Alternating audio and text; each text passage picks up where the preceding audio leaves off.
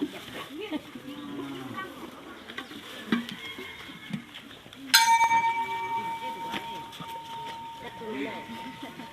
ต้องกูฝากเนาะ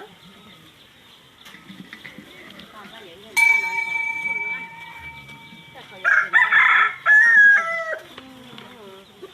ไปต้องทำครับ